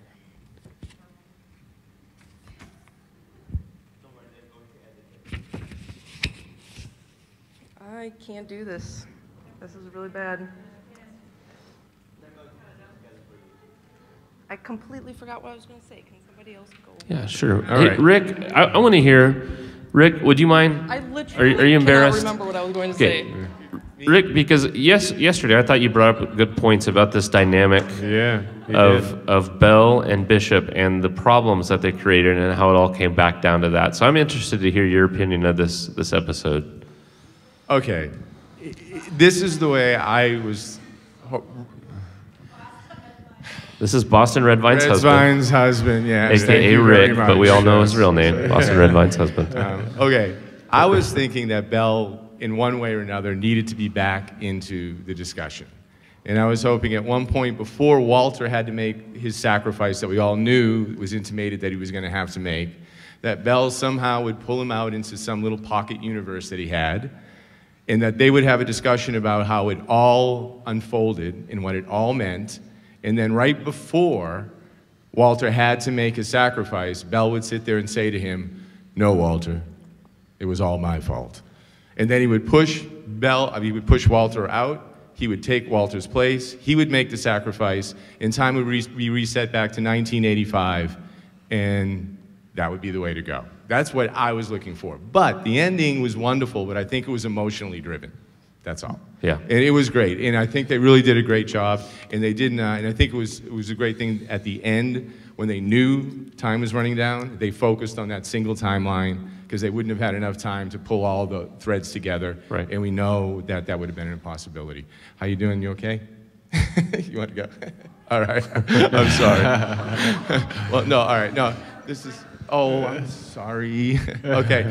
Anyways, that's pretty much what I had. I just really would like to have seen Bell, but apparently Leonard Nimoy didn't want to do that. Yeah, poor guy. Yeah, I know. Sorry, Leonard. All right. Thanks. Daryl. Clint. only have one comment. One comment? Yes. What is that? Never gonna give you up. Never gonna let you down. Never gonna run around and hurt you. Did you really just rickroll the entire? I rickrolled Rick. No. Oh boy, thanks. Yep. We've never rickrolled our audience before, so That's I'd true. say well done. There you go. Clint. Yeah. You're welcome, audience. Yeah. Who's next? We've got the room for 22 more minutes. Just All a right. quick comment. My name's Tracy. Hi, Tracy. So I think that if we were to have gone any further back before 2015, I think it would have devalued the years that we've had and the ups and downs, the restarts we've had already. I think it would have taken that away. Also, a big question that I had going into the finale that I've always wondered about was the paradox that they created already that we never really saw got created with the machine in season 3, because they said that that was through a paradox, and they said that they sent it through, but we never saw it happen. So I'm curious to see if we think that maybe by sending Walter into the future, that leaves room for explaining all of that. So you think that Walter built the machine from the future?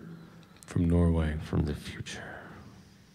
That's an interesting thought. I mean, yeah, it is a paradox, right? They went into the future and sent something back to the past. A future that no longer exists, Yeah. and sent something to the past. And I don't know how to answer that question. Yeah. I like it. I like it too. You know, it's one of those things that if they had not made the commitment to stick to 2 timelines, we probably would have gotten a lot more. It would have gotten a lot more narratively messy. Mm-hmm. But you know, you could make the argument that each one of these events created a new parallel universe in a major way. Uh-oh. This looks like trouble. Patty, the microphone's over there. You gonna sit down with us here? Come sit down, Patty. Yeah. Come on. You guys want Patty to sit down with us here? Yeah. That's right, Patty in Canada, everybody. She doesn't have her parka on. I'm surprised. I've been waiting for That's my right. music to play. That's why I don't bring your music. I don't know. It didn't even occur to me.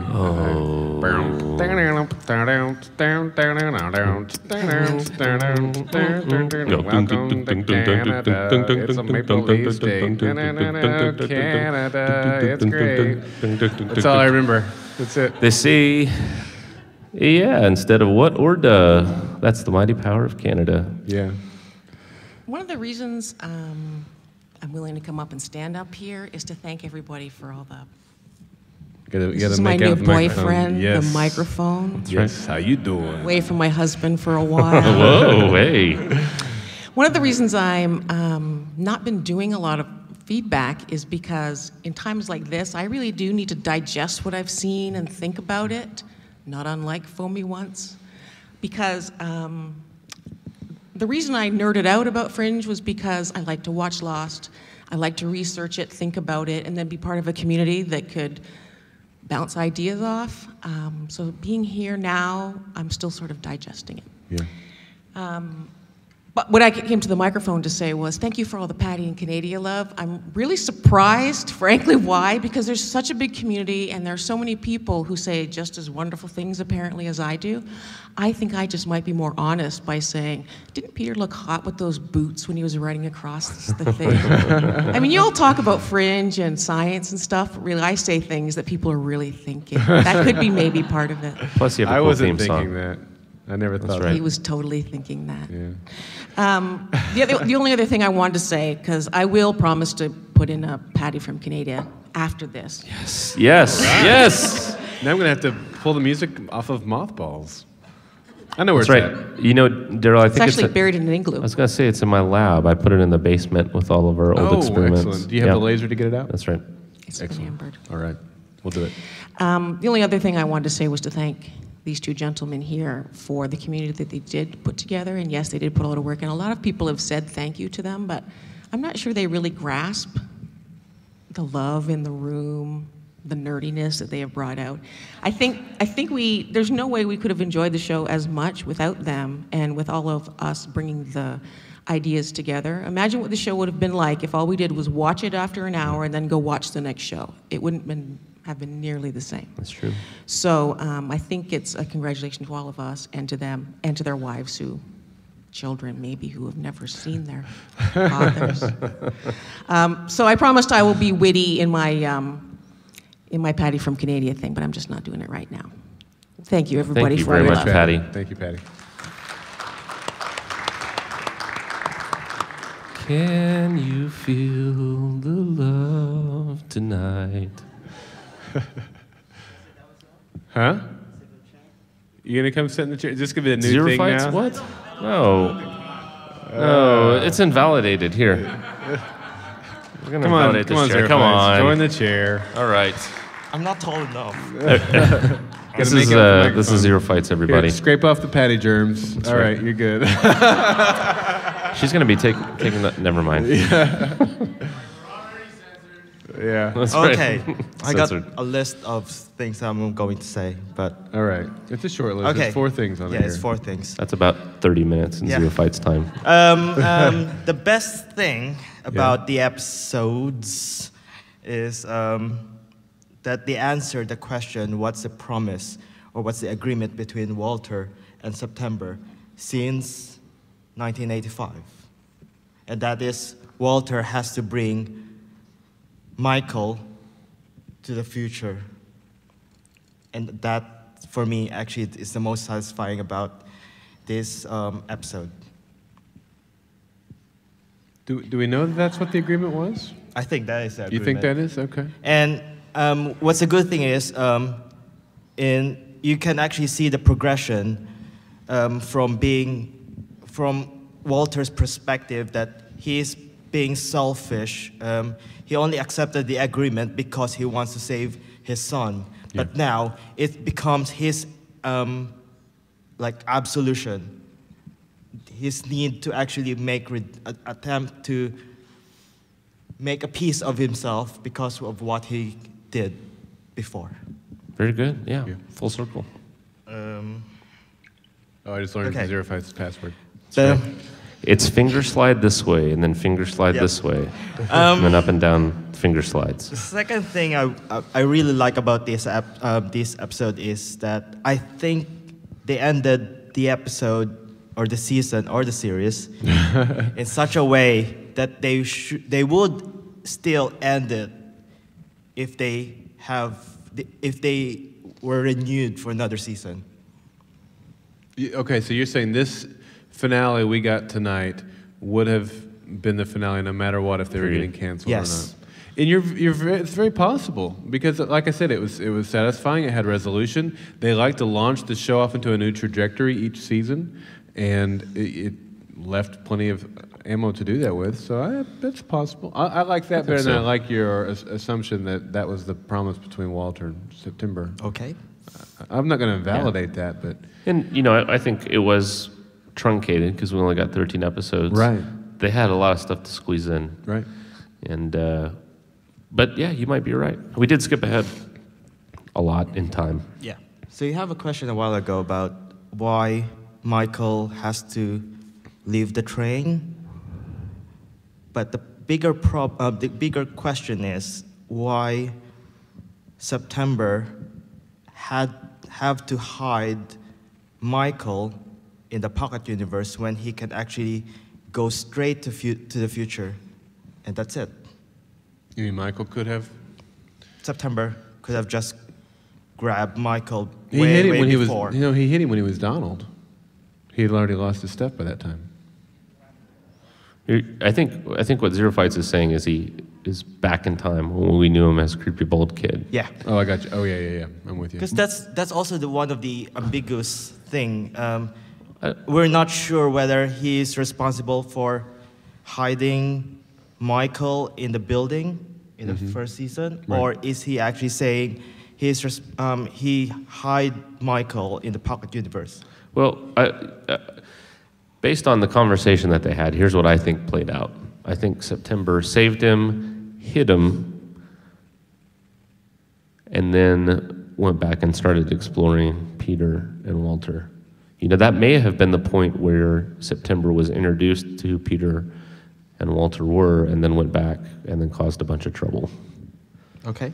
If that makes sense. Sort of. He made, in that same way, I mean, because it's weird because September doesn't see time literally like you're describing. Linearly. But you know, if we're going to stick with that, then you know he may not have fully understood all of Michael's abilities at that point. He just that it was his son and he wanted to save him, not necessarily that he had a bigger purpose, that he had these abilities and this was just more fully evolved type of human being, maybe. Yeah, and the episodes. The series ended in such a way that my heart really aches, my chest is really painful, and it's really like a big burden in my chest because I really don't want this series to end.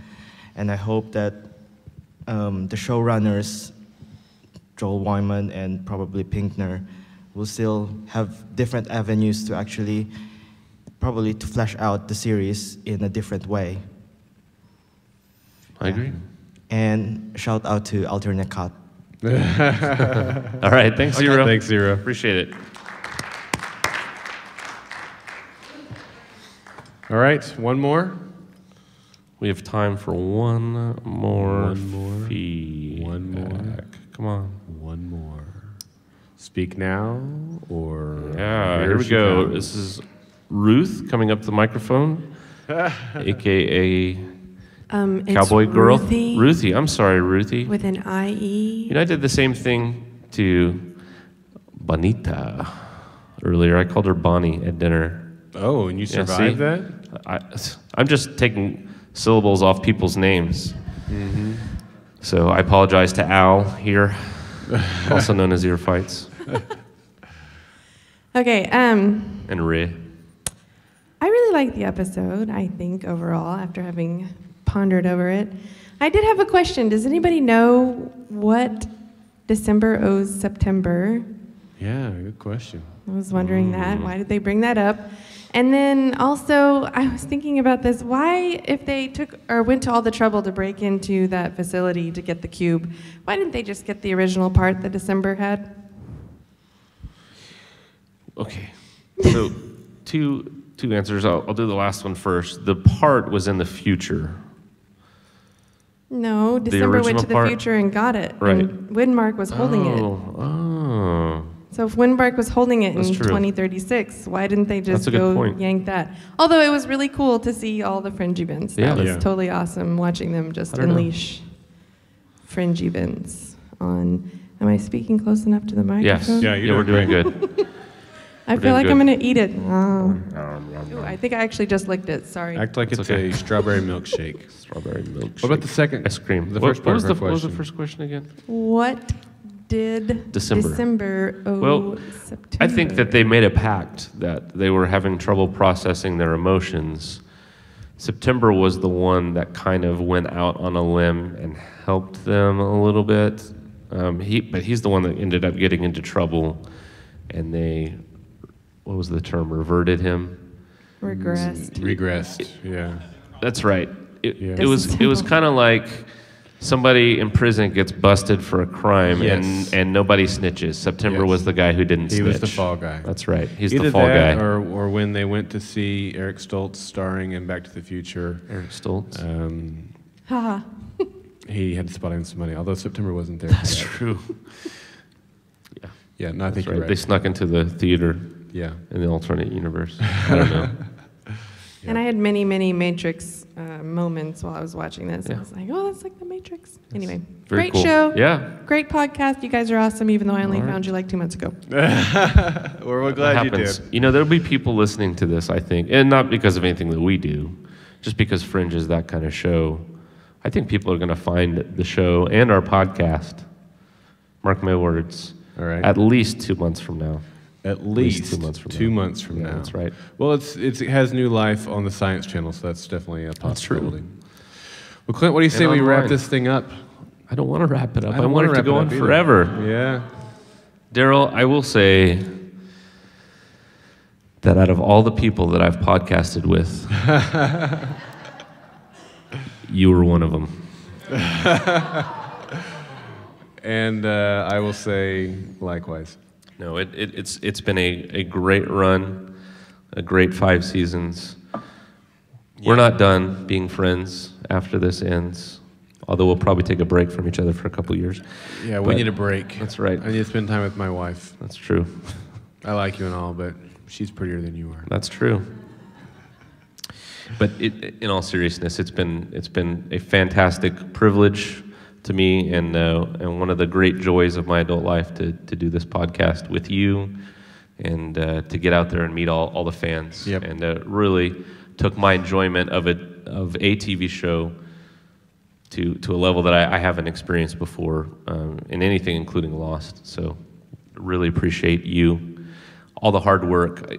I know I've mentioned this several times on the podcast, but Daryl does about 98% of the 98% of the work on this podcast. He really is the guy that makes it happen. It's a labor of love for him. The only way he could do more is for him to hit me in the chest and move my jaw to get the words to come out of my mouth. Which, we should probably explore that before we do another podcast. No, let's not do that. But I love it. He's done a fantastic job. Everything that you see that's good from this podcast has really come out of Daryl's heart and his mind, his limbic system. So, Thank you, Daryl. It's been a real joy. Yeah, thanks, Clint.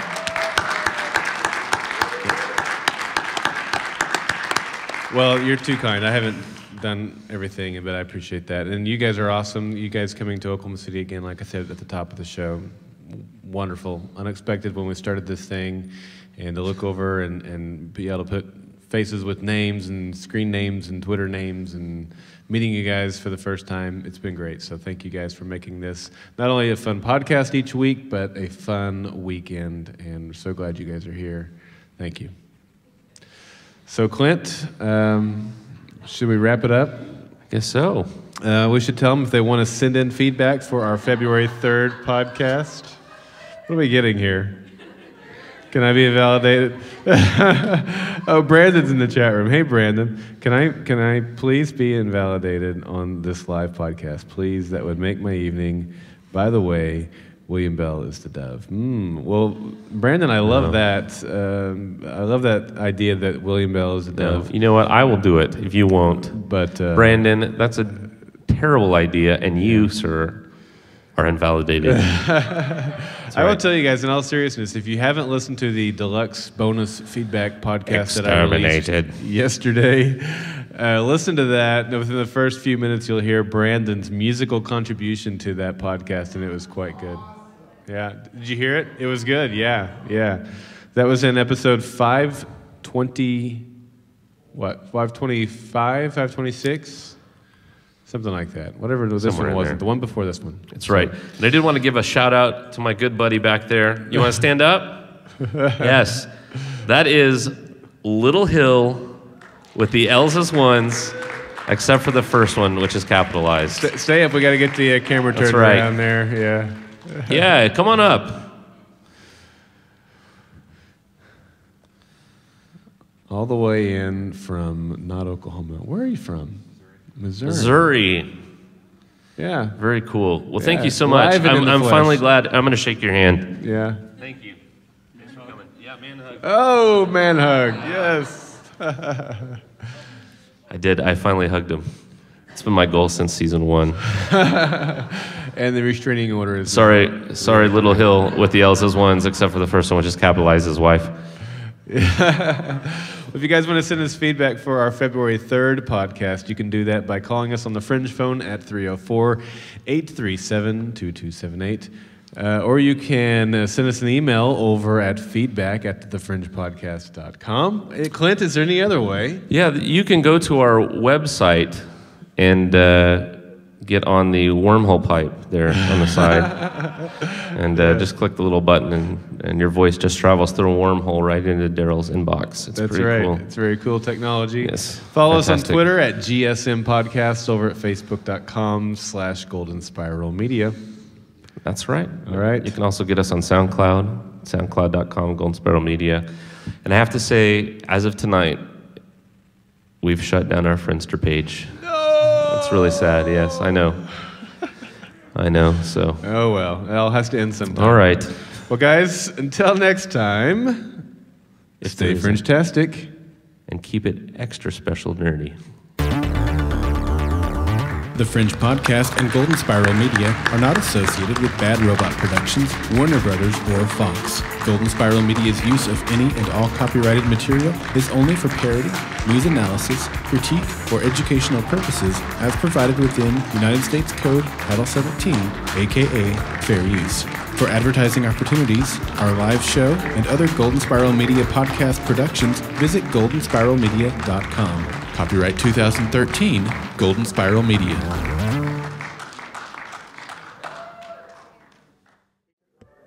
Thank you guys for clapping long enough for my wife to get a picture of that.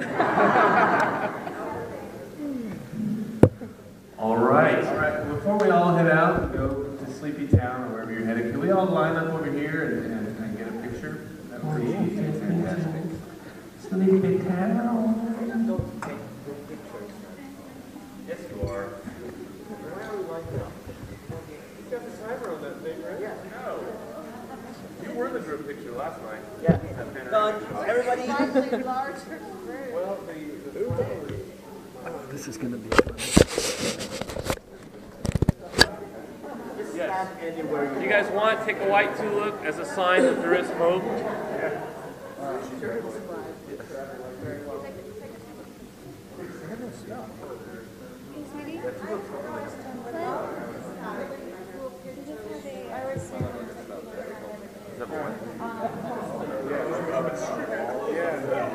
Yeah, if you guys will send pictures I think it's a lot better if I have We'll post them on the website. We'll create a gallery and put them on the website.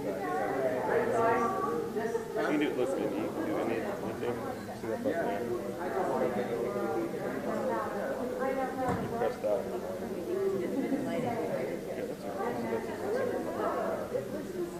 Just get lots of pictures and then we'll take Let's take a picture.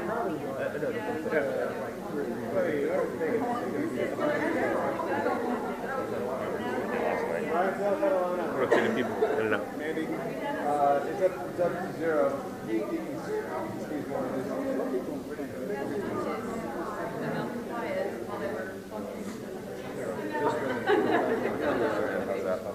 Come on, Court. Carrie? What's the score? 92.89 down. Heavy compressed. Like we and probably make 4 lines.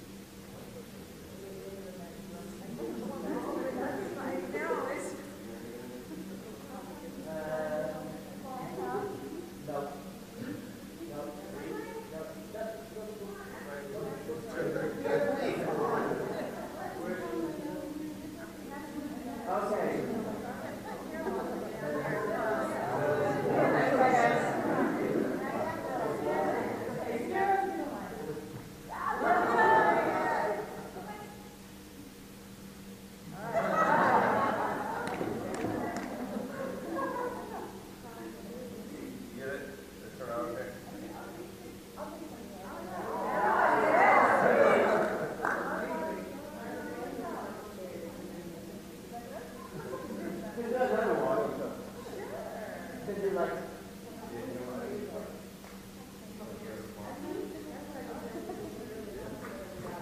Carol. Or Clint, move.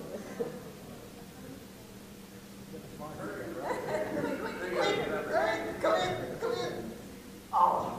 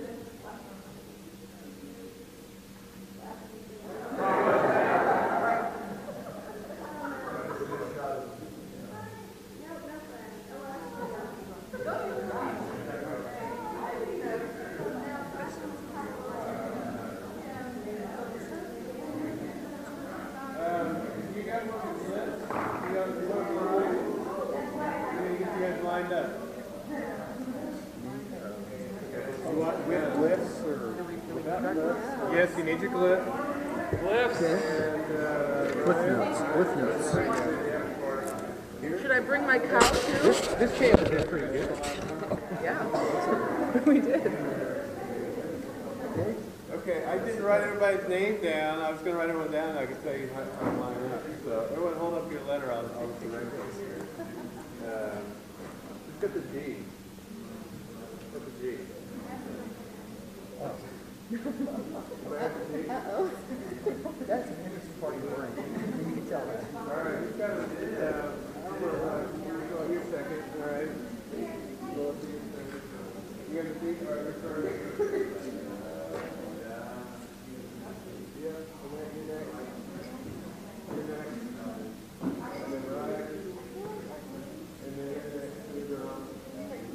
Oh, look at that. You're not masterpiece. Alright. Busting that line. Let's be down this way a little bit.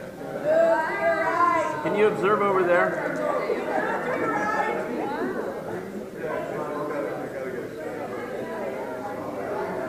Scott here after Edith. Alan here after Edith. And then Tracy here last. What's the word?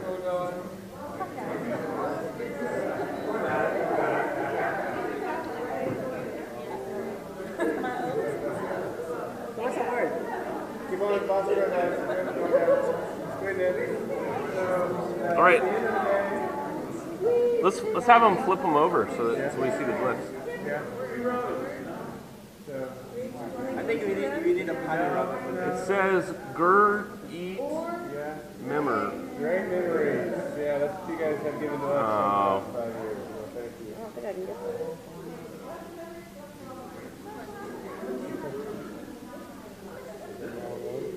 Do a panorama. Clint, do the panorama thingy. Where you from? Panorama. The panorama? Where you from? Panorama. We can do it on this one. Here. If you use my camera, I'm good. Yeah, we can flip them over to the glyphs next. You guys ready? Oh yeah, I heard that. It didn't make sense. Yeah. I think that's a lot better. Yeah. It will fit in the picture. Yeah, I'll take it down. I wasn't really nervous once we started. Impressive job. What's your bet? It's fun. I felt the song you did was about like 10 minutes to the end of the movie. I felt this.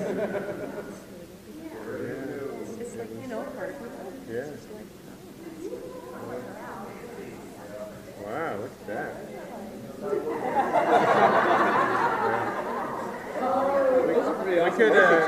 We could get the second word up front. You guys want to do that? I don't know why I'm directing, so I'm not taking the picture. No, it starts with Brian. sometimes you actually have to let go of that 90%. Give one. Give one. That's what I did.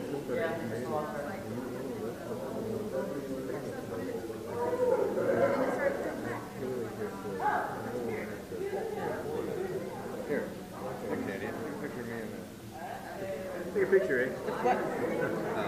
The silver one. That's good. Look through the viewfinder. Yep. Press this down to do whatever you like. And hold this with your left hand. Did it? Turn your left hand. Through the line? Yeah, actually, just so you can compose the picture. Oh, this? Yeah. Okay. Once you like it composed, press this down. Slowly. Right there. Boys, in the middle, right here. I'm in the middle. All right, with used dudes. Okay, like just Focus do right your on man me. hug first, so I can focus, because I'll be a while. I gotta get my hand in the right spot. Yeah, I completely Come out. Did I have red button? All right. Almost in focus. Yeah, it's perfectly focused. Pretty good job. Every time I see myself, I'm like, who's that bald guy? It's just bizarre. I keep thinking I'm 25. Great part. You guys, you know what's amazing is I never given feedback because some people come out there and go, well, this is what I think about this episode that I just saw 2 minutes ago. And I didn't really digest it. How do you guys do it? You're talking about all these things. Yeah, but we have a couple days to, and I watch a couple days just now. Unless you saw the advance copy. No. I mean, that was... We tried to get that today. That was amazing. It was very, very impressive. If I had something... That free. We didn't have Shoot your glycos to the moon. I was... Word vomit. Yeah. I actually made something once, and it was the answer to your question. Why $100 bill in the Redbird would be $1 instead of... oh, yeah. Instead of Benjamin Franklin. Yeah. I started researching Wikipedia. I found more than I ever wanted to know about George Stonewall. Because he's actually the president who he stopped the Civil War from happening 15 years before his death. So he really could have had his watch. North probably would have won. Wow. It was just like, so that would have been, end of slavery, and all of a sudden instead of Lincoln, this guy. So. You should call him Senator anyway.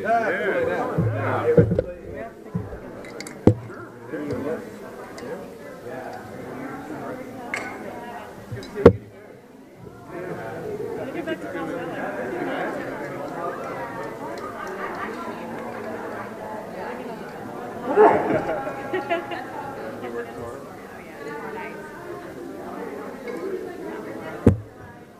Daryl, stop schmoozing. All right.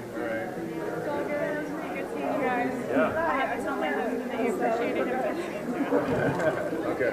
Tell him I'm watching Dr. Okay, this is a mugshot. Tell him right here. All right, where were you in the night of 1, 2, 3? Good. See my dog. Wow. Thank you. Just wanted to say thank you, guys. No, thank you very much. That's really great. That's okay. Thank you very much. Look, I knew when you did that, like, she's going to be so